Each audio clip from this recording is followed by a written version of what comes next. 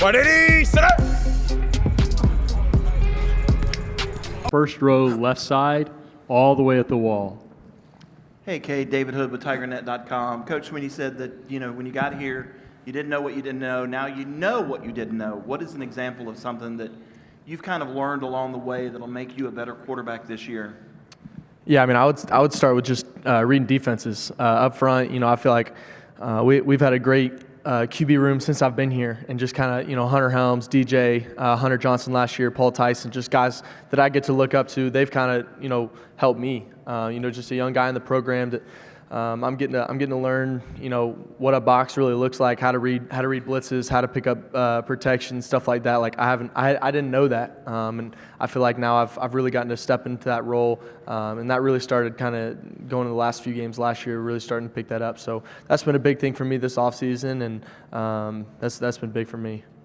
Cade, also on the front row, this time to your right, if you'll spin hard right. Cade, Royal Howell, Carolina Blitz. Cade, how much pressure do you put on yourself to come out the gates, guns blazing, and during the highs and lows of the season? Yeah, I mean, I would say just take it one day at a time. I know I say that a lot, but like that's really what it comes down to. Is right now I'm focused on today. I'm present where I am, and then we got workouts tomorrow morning, and I'm gonna be there, and I'm gonna be locked in where I am.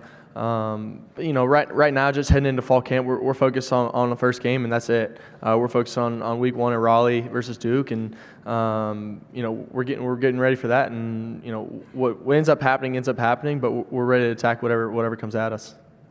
Cade, third row, we're going to spin you back to the left now. Cade, after the spring game, you had mentioned one of the big things you wanted to improve on was your pocket presence. What kind of drills have helped you with that, and do you feel like you've taken as big a stride in that area as you'd like to? Yeah, definitely. I feel like that's been something that me and the other QBs I've been really putting an emphasis on this offseason, the last probably 3 months, especially. Just lots of cone work, lots of pocket presence, even getting with other offensive linemen and D linemen, and literally getting fake reps almost of just them blitzing, having to throw off of different movements and stuff like that, but just kind of feeling it out. And it just at that point it becomes a muscle memory type of thing where you're not even thinking about it, and just I really feel like I'm getting back to that point again. So stay there on your left, back to the first row. Dan Tortora, wakeupcalldt.com. And Cade, when you look at the history of quarterbacks, guys that have been under center as signal callers for Clemson, and everything that they've done, not only at Clemson, but evolving into the NFL, what does it mean to you to step into the role that you've evolved into now and to take on that opportunity that so many have brought forward successfully before? Yeah, definitely a huge honor. I mean, obviously big shoes to fill. Just looking at the guys that have been here before me, and just definitely guys that I look up to a ton. And but we've got the same. I've got the same head coach that they got, and I'm really thankful for that. And I'm excited for Coach Riley. And I mean, I feel like the guys that I'm going to be surrounded by this season are I wouldn't replace them with anybody else. So just so excited for the playmakers that I'm getting to be around every single day, and really excited. Back to your right, fourth row. Kenton Gibbs with Locked On ACC. Coach Sweeney alluded to learning from disappointments along the way, and I want to ask about the Orange Bowl in particular last year, in that game against Tennessee, which it was a bit of a tough game, but you were QB1 going into bowl preparation and all that good stuff. And what is it that you took away from that game, from that disappointment, that you can say, I'm a better quarterback in these ways because of that game going down the way it did? Yeah, I mean, specifically talking about that game, we needed to finish drives. I think that's what it started with. But, I think honestly, I'm just so proud of those guys for that game. And I think I think that's going to push that game is going to push us to the places we want to be this year.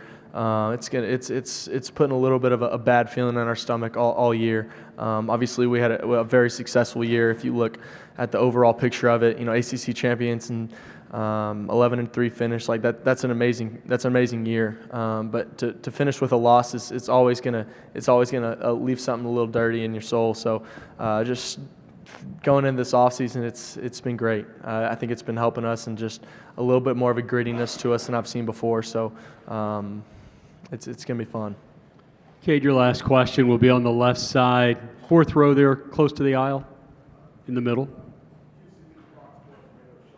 To piggyback what my man said about that, your last game, the Orange Bowl, you didn't do so good, but the ACC title game, you did do good. So you have like 2 full games where we saw. It's a small sample size. Now, Clemson fans don't just want the ACC title.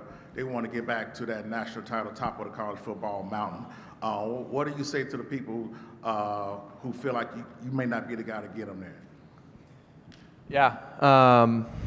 The reason I came to Clemson was for 2 things: just for the culture and to win a national championship. And I believe that we're going to be able to do that while I'm here. So.